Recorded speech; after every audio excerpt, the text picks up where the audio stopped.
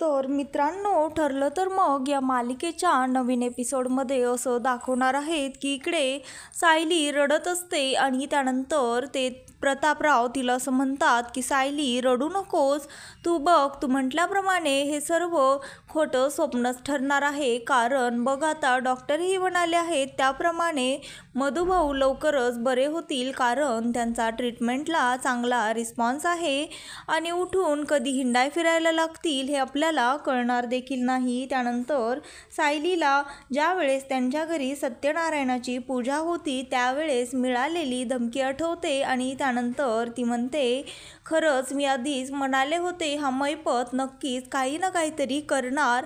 हा किती नीच माणूस आहे.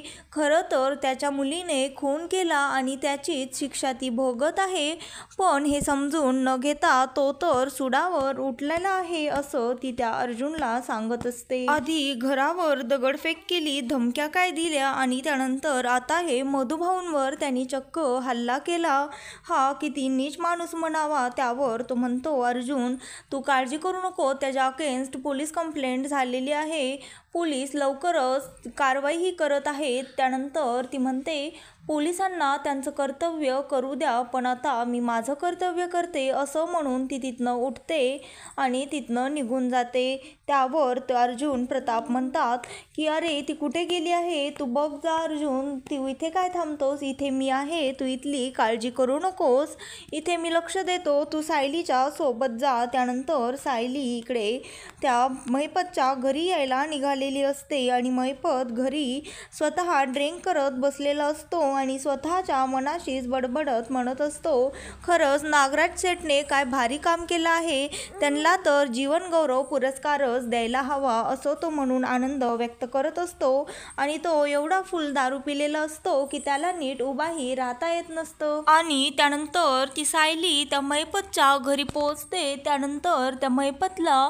तो एवढ्या दारूच्या नशेमध्ये असतो तर त्याला क्लिअरली दिसतही नसतं. त्यानंतर अर्जुन देखील त्या सायलीच्या मागून येऊन उभा राहतो. त्यावर तो म्हणतो, हे काय, मी आज काय बघत आहे, सायली मॅडम इकडे कसं काय, मला काही स्वप्न वगैरे पडत आहे की काय. त्यानंतर अर्जुनला बघून तो म्हणतो, नाही नाही नक्कीच तुम्ही इथे आलेला आहात. आणि त्यानंतर तो दारूची बाटली लपवून ठेवतो आणि त्यांना म्हणतो, काय मग इकडे कसं काय, काय सेवा करू तुमची, तुम्ही काय घेणार, बसा ना, तुम्हाला सरबत हवंय की नारळ पाणी काय देऊ असं त्यांना विचारतो. आणि त्यानंतर तो म्हणतो, सुभेदार साहेब तुम्ही येणार आहेत हे मला आधी सांगायचं ना, मी जरा तयारी केली असती, कसं आहे मी बाई माणसांच्या समोर व्यसन करत नाही. त्यानंतर तो त्या सायलीला म्हणतो, वहिनी तुम्हाला दारू दिसलीच नाही असं तुम्ही समजा.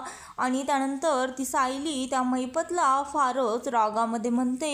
तर ती सायली त्या महिपतला म्हणते, तुझी नशा उतरली असेल तर सांग महिपत, कारण आता मी जे बोलणार आहे ना त्याने तुझी नशाच नाही तर शुद्ध देखील येईल. त्यानंतर ती म्हणते, तू इतक्या खालच्या नीच थराला जाणार आहेस असं मला वाटलंच होतं, पण तू ते आज करूनही दाखवलेलं आहेस असं ती त्या महिपतला म्हणते. आणि त्यानंतर म्हणते, अरे किती नीच माणूस आहेस. त्यावर तो म्हणतो डायरेक्ट अरे तू रे. त्यावर ती म्हणते, आवाजावं करावी अशी तुझी लायकी नाहीये, तू तर गटारातल्या किड्यांपेक्षाही खालच्या दर्जाचा आहेस आणि आता तू त्यांच्यासारखीच वळवळ देखील करायला लागलेला आहेस. सायलीचं हे बोलणं ऐकून तो फारच शॉक झालेला असतो. तू आमच्या फॅमिलीमध्ये आनंद चालू असताना त्यामध्ये विष कालवायला निघालेला आहेस, पण मी हे होऊ देणार नाही. त्यावर तो म्हणतो, काय बहिणी आता तुम्हाला देखील तुमच्या नवऱ्यासारखी खोटे आरोप करण्याची सवय लागली आहे वाटतं. त्यानंतर ती म्हणते, मी तुम्ही काय केलं आहे हे सांगणार नाही, कारण त्याची यादी खूप मोठी आहे, मी ती वाचून दाखवणार नाही. आता तर तुझी इथपर्यंत मजल गेली आहे, तू चक्क मधुभाऊंवर हल्ला केलास. त्यावर तो म्हणतो, कोणी केला हल्ला, कधी झाला असं आश्चर्याने त्या सायलीला विचारण्याचं नाटक करतो. त्यानंतर तो म्हणतो, मग आता काय आहेत की गेले ते असं तिला विचारतो. त्यानंतर तो म्हणतो, नाही म्हणजे त्यांचे अंतिम संस्कार झाले की आहेत बाकी, म्हणजे कसं मी शेवटचं दर्शन घ्यायला आलो असतो. त्यावर ती सायली म्हणते, ते आणखी जिवंत आहेत, तुझ्या दुर्दैवाने कोमामध्ये आहेत, पण काळजी करू नको, लवकरच ते बरे होतील. त्यानंतर ती म्हणते, आता जर का तू माझ्या फॅमिलीच्या नादी लागलास ना तर याद राख, सांगितलं नाही म्हणशील नंतर तुला आयुष्यभर जेलमध्ये खडी फोडायला, नाही तर मी स्वतःच माझ्या हाताने तुला गळा दाबून तुला मारून टाकेन, असं ती त्या महिपतला सांगत असते. आणि त्यानंतर ती म्हणते, तुझी लेक तर तिकडे जेलमध्ये आहेच आहे, पण दिवशी तू असं काहीतरी वागशील ना तो दिवस मात्र तुझ्या स्वातंत्र्याचा शेवटचा दिवस असेल, हे तू तुझ्या डोक्यामध्ये फिट करून ठेव. तर तो महिपत म्हणतो, अर्जुनराव तुम्ही काय बघत बसलेले आहात, तुम्ही तरी काहीतरी सांगा, तुमच्या बायकोला काहीतरी समजवा, बघा त्या कशा बोलत आहेत. त्यावर तो अर्जुन म्हणतो, काहीही चुकीचं बोलत नाहीये ती, जर ती काही चुकीचं बोलत असती तर मीच तिला अडवलं असतं. त्यानंतर तो म्हणतो, पण आज मात्र मी तिला अडवणार नाही. त्यानंतर ती म्हणते, अरे महिपत तुझ्यामुळे मधुभाऊ कोमामध्ये गेलेले आहेत, खरं तर नवीन आयुष्य ते सुरुवात करणार होते, पण त्यांच्यापासनं तू ते त्यांचं नवीन आयुष्य हिरावून घेतलेलं आहेस. अरे आणखी असे किती जणांचे तू तळतळाट घेणार आहेस, असं ती त्याला म्हणते. त्यानंतर तो तिच्यावर हात उचलत असतो, तेवढ्यातच अर्जुन त्याला अडवतो आणि त्यानंतर त्या दोघांमध्ये बरीचशी झटापट होते. तर तो अर्जुन त्याला म्हणतो, माझ्या बायकोवर हात उचलायचा नाही. त्यानंतर तो त्याला ढकलून देतो आणि तो महिपत म्हणतो, माझ्या घरामध्ये येऊन माझी कॉलर धरली, माझ्यावर हात उचलला आणि तुझी बायको तर मला किडा म्हणाली, हे तू सर्व लक्षात ठेव, हे तुला खूप महागात पडणार आहे, असं तो महिपत त्या अर्जुनला सांगतो. माझ्या लेकराचं आयुष्य तुम्ही उद्ध्वस्त केलं, सगळं संपवून टाकलं आणि त्यानंतर माझ्या घरामध्ये येऊन माझ्याशीच नडत आहात तुम्ही.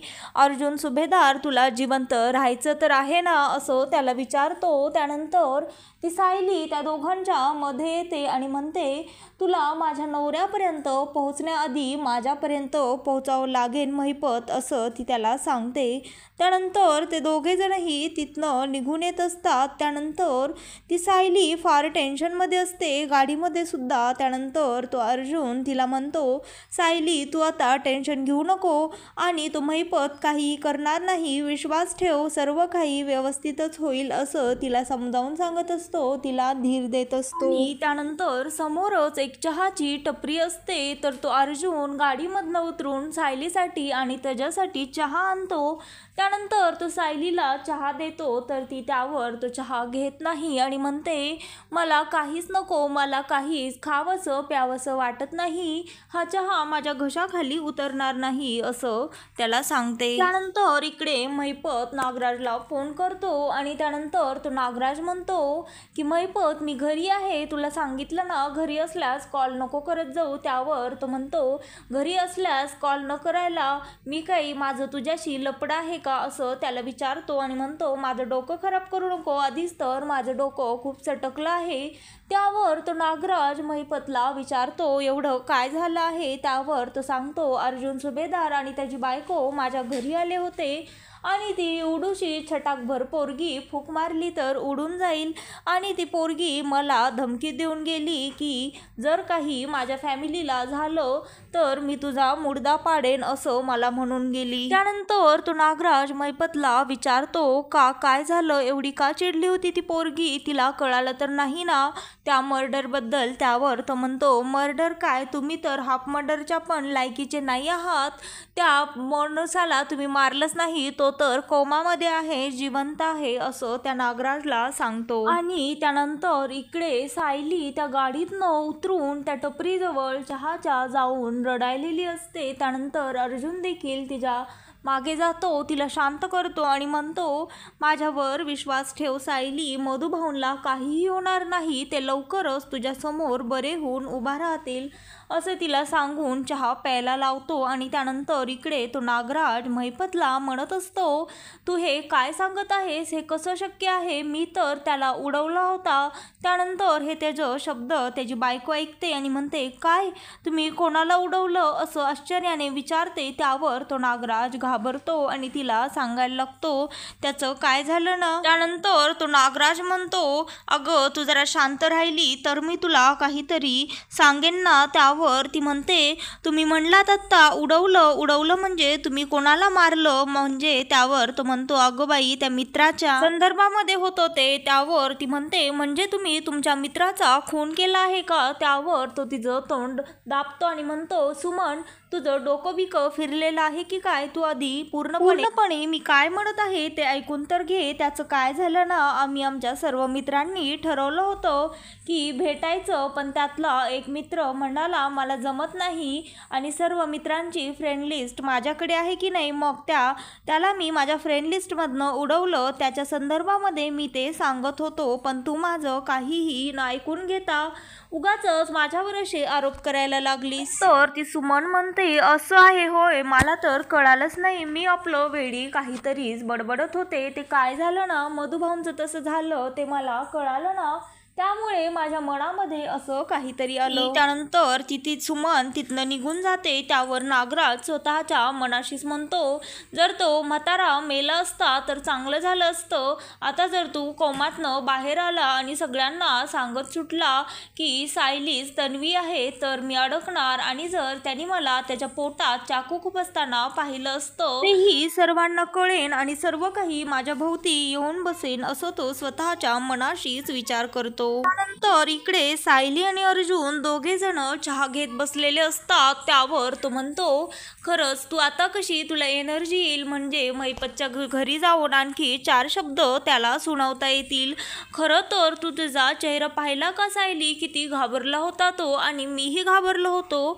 म्हणजे जर आता उद्या रूममध्ये आपण दोघेच असलोत आणि जर तुम्हाला म्हटली तुमची सावली जर माझ्यावर पडली तर मी तुमचा जीव घेईन, तर मग मी बिचारा काय करणार आहे. त्यावर सायली म्हणते, आत्ता देखील तुम्हाला थट्टा सुचत आहे, मला तर मधुभाऊंची चिंता वाटत आहे, असं ती त्या अर्जुनला म्हणते. त्यानंतर ती असंही म्हणते, मधुभाऊंसाठी आणि तुमच्यासाठी मी कोणाचाही सामना करू शकते. त्यानंतर ती सायली अर्जुनला म्हणते, मला काही झालं तरी मधुभाऊंची चिंता तर वाटणारच ना, कारण तेच तर माझे पालक आहेत आणि त्यांनीच मला वाढवलं आहे. नाहीतर माझे खरे आईवडील कोण आहेत हे मला कुठे माहीत आहे आणि ते जिवंत तरी आहेत की नाहीत मला तर हेही माहीत नाही. त्यानंतर त्या अर्जुनच्या मनामध्ये असा विचार येतो आणि तो अर्जुनच्या मनामध्ये असं वाटतं, आता ह्या सायलीचे आईवडील मी कुठे सापडू आणि तिच्यासमोर आणून उभं करू. एकदा का ते मधुभाऊ नीट झाले ना, मगच या गोष्टीचा सोक्ष लागेन, असं तो म्हणतो. आणि त्या सायलीला विचारतात, तुमच्यावर कोणाचा तुम्हाला संशय आहे का. त्यावर ती सांगते, नाही पण एक माणसाचा आहे, तो म्हणजे महिपत,